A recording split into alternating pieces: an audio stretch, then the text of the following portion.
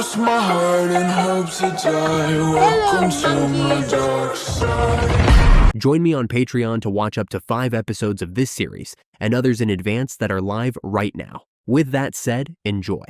Pipipi. Turles turned slowly, his face unreadable.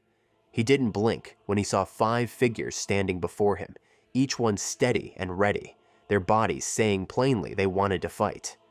2 of them were bald, one with a beard, the other clean-shaven with 6 angry dots on his head. Another wore a tall crane hat. One kept his long ponytail and a mean look in his eyes. One looked like a simple old man, and the last was the biggest of the group, wide-shouldered, though not necessarily the strongest. "You wait until now to try and save the world?" Turles snorted.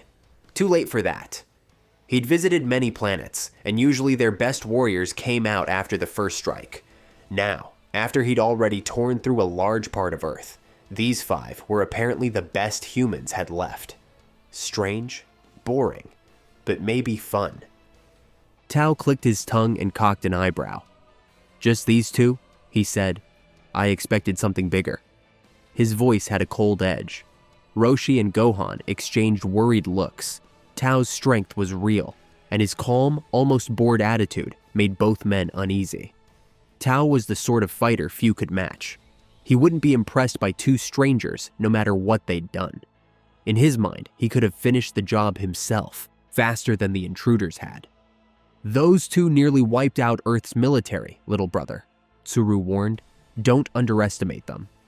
"Please," Tao said, flicking his braid over his shoulder. He glanced at Kakarot and laughed under his breath. "One of them's a child. Who's dumb enough to bring their kid to die?" Turles grinned at the insult. He loved hearing brave talk. He tapped his scouter and scanned their power readings. "Let's see, 15, 60, 70, 80, and 85. He frowned. "Is this really your planet's best?" He imagined each number with another 0 after it. Then he'd be interested. The drunk fool back home had been right. That kid shouldn't have been brought along if these were Earth's top fighters. "I beg your pardon," Tao snapped. "You dare call me anything less than the strongest martial artist on this world? Not even worth my time." Turles shrugged and turned away. He liked dominating opponents, not wasting energy on fights that bored him. One hit and these 5 would be down for good. But with Kakarot involved, there might be more entertainment. "Kakarot, handle these pests," he said. Tao bristled at that. The idea of a child facing him made his face hard. "You dare?" he growled and lunged. Kakarot was already there. One solid kick to the chin, and Tao landed flat on his back. No one saw Kakarot move. One moment Tao was moving, the next he was down. "Fight me!" Tao spat, spitting blood. "From you, a child." He glared. "Fine. I don't mind killing kids if the kill is worth it." Turles heard that and smiled in a flash. The thought of someone like this raised his interest. He'd make a fine warrior if he were a Saiyan. "Work together," Orin whispered to Tao. "To hell with that!" Tao snarled, rage washing away sense. He thrust out his index finger and shouted, "Dodonpa!" Before the blast left Tao's fingertip, Kakarot's small fist struck into Tao's gut. The speed was shocking. Roshi, Orin, Gyumao, and Tsuru watched in stunned silence as the child moved like a striking animal, faster than their eyes could follow. Tao doubled over, then dropped to his knees, mouth foaming, fighting to breathe. 2 hits from this kid, and he was broken, bewildered. Kakarot drove a knee into Tao's chin and sent him down again. When Tsuru rushed in, Kakarot's tail flicked, and Tsuru was shoved away as if by a gust of wind. "This kid," Gyumao muttered. "He's something else." For one so wild to hold that much power, Gohan trailed off. "It's a waste," Roshi finished quietly. He trained many fighters in his life, and he could tell raw power when he saw it, and this child had a mountain of it. But there was no real technique, no discipline, pure strength, unchecked. If someone could shape that energy into true skill, it could be used for great good, or great evil. The thought of having to stop such a child made the old master's jaw clench. "We have to help them," Orin insisted. Roshi shook his head. Those two almost cost us our lives last time because they thought themselves unstoppable. This time, it's different. We should let them act first, then we'll do what must be done. So, let them die? Orin asked, voice tight. No, Gohan said to Orin. We just hope they come to their senses and team up with us. Fight smart. If they do that, they won't die.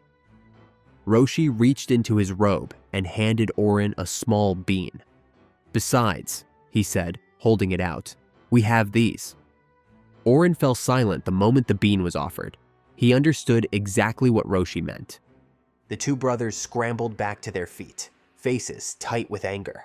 How could a child suddenly appear and outmatch them like that? They'd spent years perfecting their techniques, pushing their bodies through pain and training until every move was sharp. To be upstaged by a kid felt like an insult to all the hard work they'd done. They might accept being beaten by a strong man, but a child? That was unbearable. I'm going to kill you, Tao snarled. Tao and Tsuru lunged at the same time. Tao was nearer, so he aimed for Kakarot's head with a rising knee. Kakarot caught the move with an elbow and blocked it. He ducked under Tsuru's swipe, then wrapped his tail around Tsuru's legs and sent him sprawling. Before Tsuru could recover, Kakarot delivered a vicious uppercut to Tao's chin. Tao staggered, fighting to stay upright, but the young fighter didn't stop. He blasted Tao in the stomach, spun, elbowed Tsuru mid-rise, then hammered a brutal punch into Tsuru's cheek. Teeth flew from mouths. Blood hit the dust. The scene was violent and quick. Turles watched with folded arms, amused. If the five of them worked together, Kakarot's power, only a measly 124 by Turles' count, might give them trouble. He smiled at the thought. But would he tell them? Of course not. Let them struggle. Let it be entertaining. That's enough! Tao screamed, clutching his stomach. If even a hair more force had gone into that blow, he'd be hollowed out. He charged again, a blur of fast strikes aimed at eyes and throat. Kakarot simply batted the blows aside, sliding away without breaking a sweat. His scouter blinked. Tsuru was attacking from behind. At the last instant, Kakarot moved, and Tao's own brother struck him instead with a deadly Dodonpa. The blast tore through Tao's chest, his own brother's attack. The sight made Turles laugh, childish and cruel. Gyumao and Orin's faces tightened with disgust. He's just watching like this is a sport, Gyumao growled, cold-hearted. Kakarot watched Tao fall and bleed like a slaughtered animal. He turned away, face unreadable, and faced Tsuru instead. No, Tsuru cried. Brothers they might be, but when death comes so close, old ties snap into panic. Tsuru had protected Tao for years, guided him, turned him into the lethal man he was. Seeing him die was unbearable. Then Tsuru remembered the bean Roshi had, and calm rushed back into his chest. The surprise element was still in their favor. Kakarot pointed, silently saying, "Your turn." He launched a small ball of ki, a signal. Tsuru tried to change its path by kicking it, redirecting the charged shot. Caught by surprise, Kakarot was struck in the face and stumbled, feet holding him to the ground by sheer will. He looked up and saw Tao rip his shirt in desperation. Kakarot's eyes widened. How? He breathed. You die here! Dodonpa! Tao roared. Kakarot mirrored Tao's stance, both index fingers extended. He fired two beams, one from each finger, as Tao's single supercharged beam screamed toward them. The twin beams collided with Tao's blast, grew huge, and swallowed him whole. The blast overwhelmed Tao. He was consumed until nothing remained but ash. No scream, no final gasp. Gone. Tao! Tsuru howled. Kakarot gave a small, cold smile. Now he's not coming back. Turles had been watching closely. He'd seen a move Tao made just before he seemed to revitalize, a trick that brought him back once. Turles was bored, but curious. This time, he planned to pay extra attention and learn whatever little surprises these fighters still had. Tsuru, furious beyond reason, charged Kakarot like a man possessed. Kakarot easily parried, struck his gut, and landed a crushing blow to the face. He followed with a hook so hard a few of Tsuru's teeth shot out the back of his throat and fell. Tsuru's head rang, vision blurred, and he was reeling. "We can't just sit and watch him die," Orin said quietly. "Tsuru's smarter than his brother," Roshi answered. "I know he has something up his sleeve." Tsuru wrenched himself upright and blasted into the sky, rocketing high into the clouds, plan forming, fury burning, ready for whatever desperate move he intended next. Kakarot saw Tsuru rocket into the sky and took it as a challenge. He shot up after him, faster and cleaner. "The kid can fly too," Gohan said, eyes wide. "This takes most people years to learn," Gyumao added, "and he's a young boy. How much potential does he have?" Roshi squinted, trying to make out what was happening above.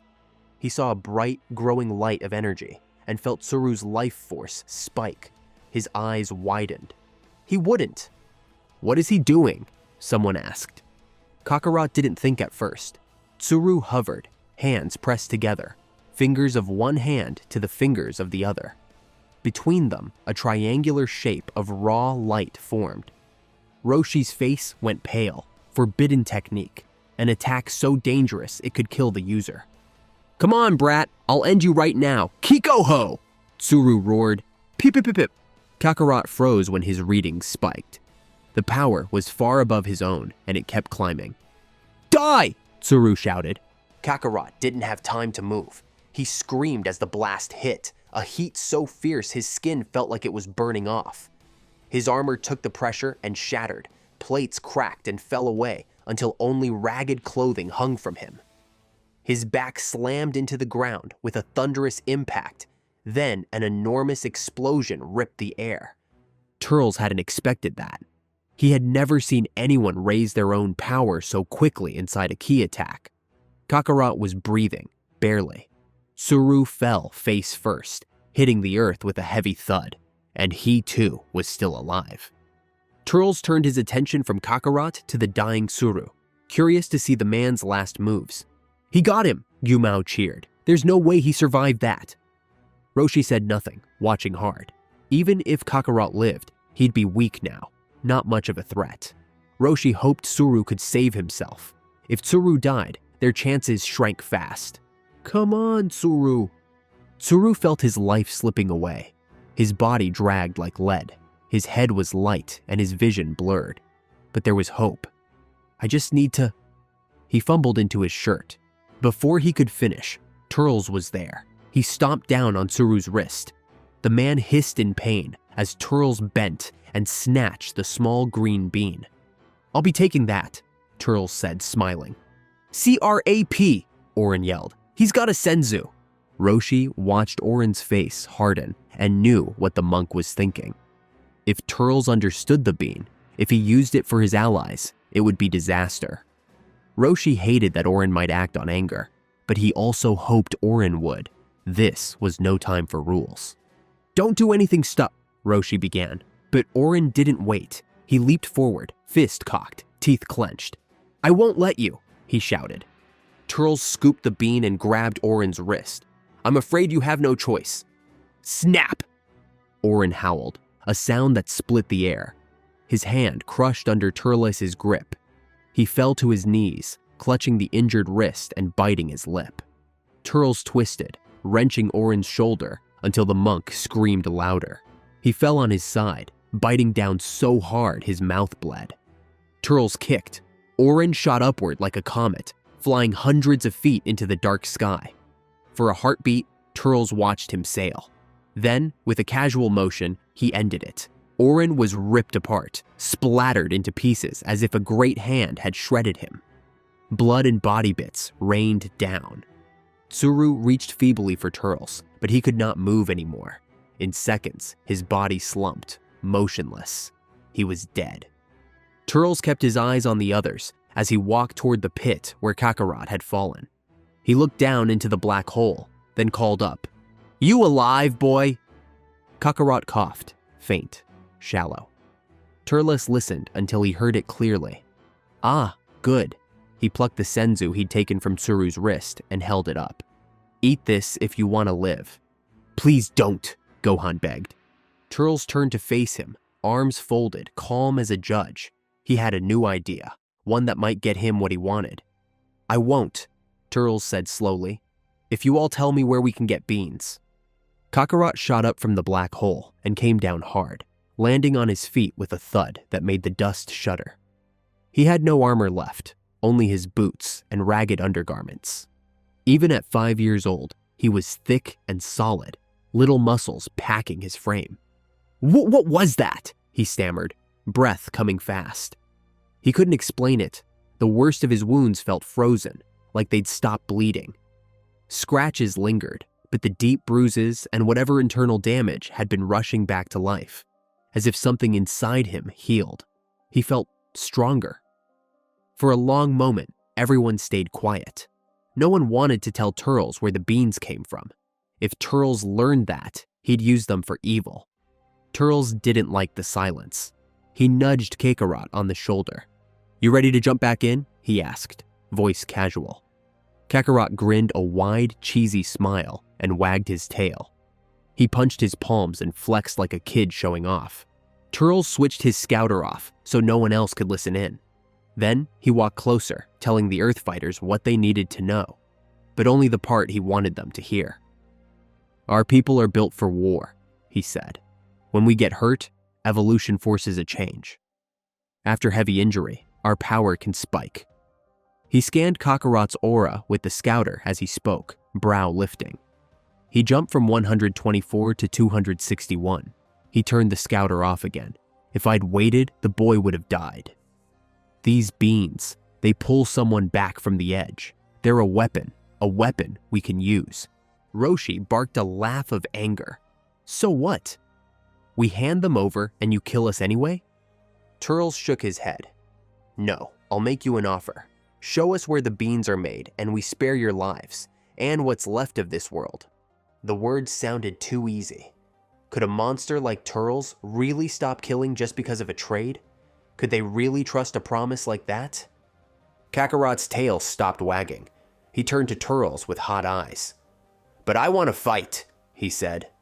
We'll have plenty of time for that, Turles said. Stand down. His voice left no room for argument. Kakarot scowled, then folded his lips into a reluctant frown.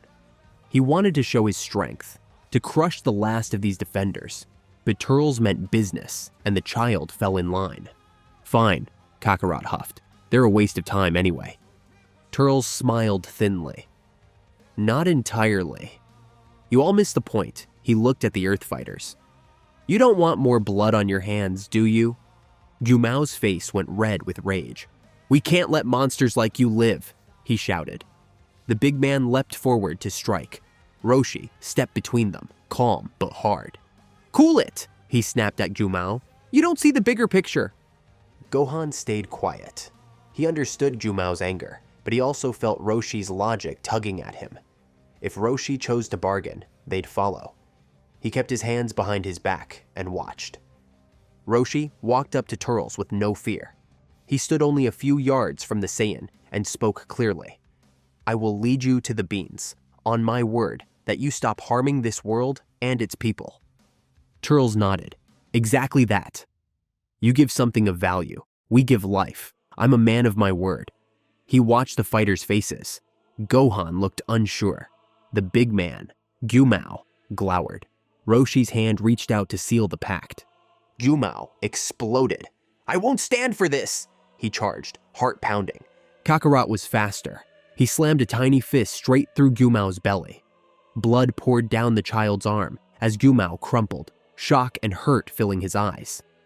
Gohan felt the chill in his bones. Jumao, a veteran who had suffered and trained all his life, lay dead in a heartbeat. Gohan's stomach went cold. He had supported the deal at first, but now he couldn't accept what he'd seen. Roshi crouched, cupped his hands, and shouted with all his power, Kamie! Gohan's voice cracked. Master, no! Roshi called. But Gohan kept charging. Move, Muten Roshi! We have to end this now! His face was set, fury burning his eyes. He was ready to unleash everything he had. Roshi's heart tightened at the sight of his student blinded by emotion. He knew Gyumao's death hurt, but rash action could bring worse loss. He moved with speed born of long practice, and in a blink, he was behind Gohan. He placed himself between the boy and the fight, steady and calm, preparing to do what he felt was right next. Gohan never expected the chop. One moment, he was braced and burning with rage. The next, a sharp strike snapped across his throat, and his world went dark. His eyes fluttered shut. He crumpled like a puppet with cut strings and collapsed to the blood-streaked pavement of South City. Roshi dropped down beside him, catching his student and laying him gently on the stained ground. "Sorry, old friend," he whispered, voice tight. "That was a wise choice," Turles said, watching coldly. Roshi stood and moved back toward him with measured steps, studying the man and the small boy at his side. If anyone worried him, it was Kakarot. Unpredictable, feral power wrapped in a child's frame. Still, Turles was the one in command, and Roshi kept his fear buried. As Roshi drew nearer, Turles unleashed a beam that screamed toward where Gohan lay. The explosion that followed made Roshi's mouth drop open before he even turned, and there was no mistaking the outcome. His body trembled with rage. "No, Gohan!" he choked. "We had a deal." "We didn't shake on it yet," Turles replied smoothly. "Besides, I don't let killers live just because they ask. With him gone, there's no more bad blood." Roshi's heart hammered. They were monsters, he thought. If only he could tear them apart there and then. But what good would that do for the people left alive? He forced himself to breathe, to think of the bigger picture. He saw Gohan's face, the bodies strewn around them, the lives depending on his choice. He swallowed the fire in his chest and steadied himself. "Are you just going to stand there?" Turles pressed. "Or are you changing your mind?" The Saiyan's tone was a dare. Roshi's muscles coiled. 5 seconds, Turles warned. "Give him an answer now." Roshi nodded, heat and sorrow burning his face. He stepped forward and extended his hand the same way he had moments before. "I will show you where the beans grow," he said, voice low, "and you promise never to harm this world or its people again." "No," Turles shot back. Roshi blinked. "Excuse me?" "The deal is simple," Turles explained. "You give us what we want, the beans, and we'll spare your world. I never promised we wouldn't return. We'll need more later. Why would we bind ourselves to never come if the supply runs dry?" Roshi's jaw worked. He had to try. "Touché," he murmured, then spoke aloud. "Follow me. I'll show you. Power separates the few from the many. The strong stand tall. The powerless are the ones who suffer." 2 ruthless genocidal Saiyans now stalked Earth, and the planet's inhabitants, even its greater beings, felt small and helpless.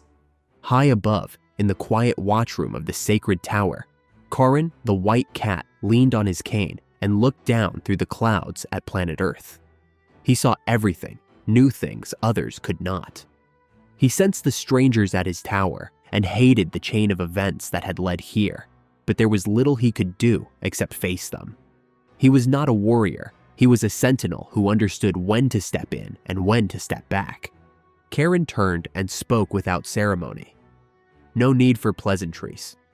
I know who you are, and I know what you want." He produced a small pot and shook it. The soft clink of beans echoed against metal. "They're all in here." Turles strode forward and wrenched the pot from Karin's hand. He peered inside, and his smile widened. The pot held a rich supply of green senzu. With these, he thought, he could become the universe's top warrior. Frieza out of the picture, the Saiyan race dominant at last. "Will you honor your end?" Karin asked, wary. Turles nodded, confidence pure and bright. "Yes, I'd rather take a steady supply than slaughter needlessly." He signaled to Kakarot. The boy leapt off the tower and shot down into the clouds, vanishing into the blue. "See you around." Roshi and Karin watched them go, stunned and a little sick to their stomachs. Roshi had lived by a simple truth. There are always beings stronger than you. He never expected anything like this. He bent his head, tasting dry bile. Karin approached gently. You did what you had to, Roshi. You used your head, not your heart. His tone was kind, but firm. Don't blame yourself. It was not easy advice. Roshi carried the weight of the day. Orin, Gumao, Gohan, Tao, Tsuru, the names that haunted him. He knew, deep down, none of it was strictly his fault, yet survivors and dead alike had been left by his decisions. He lowered his head and a single tear slid to the floor. I can only make it right one way, he said, voice breaking. Karin raised one eyebrow. How? Roshi thought of what each fallen fighter left behind: students, kin, responsibilities, Gohan's kindness and courage, Tao and Tsuru's legacies, Orin's temple, and Gumao's daughter. They were now ties that bound Roshi to a duty beyond his grief.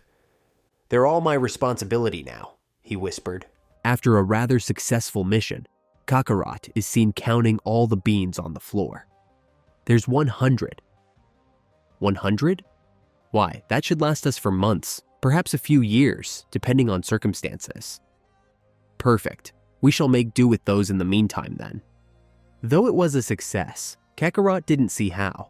He so badly wanted to finish the job, but for some reason, Turles just wouldn't let him. Why didn't we just kill them all? Kakarot, you must learn the value that people bring to you. If there's something one can give that benefits you, then you don't bestow any harm upon them. Quid pro quo, do you know what that means? Kakarot shook his head. No, what is it? You help me and I help you. A favor for a favor. You see, by them giving us these beans, we can conquer any world we desire without the fear of death. We can face those 10 times stronger than us and still prevail in the end. Because of them giving us something with such value, we promise not to destroy their precious world. Do you understand? Yeah. Good. As long as we keep their arms twisted, then we're the ones in power here. Hell, that's basically the same leverage Frieza has over our people. Kakarot, I want you to remember this. The kid's ears perked up. With these beans, we will become the most powerful warriors in the entire universe.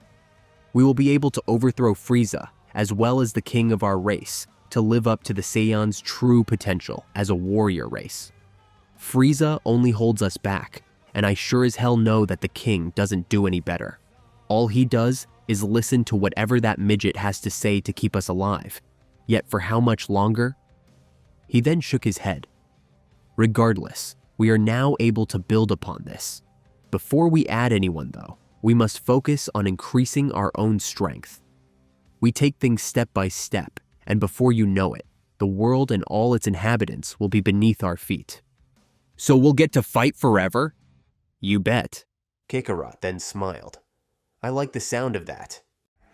And that's it for today's episode, guys. If you watched to the end, then that could be an indication that you enjoy the series. So please leave a like on the video. Thank you and take care.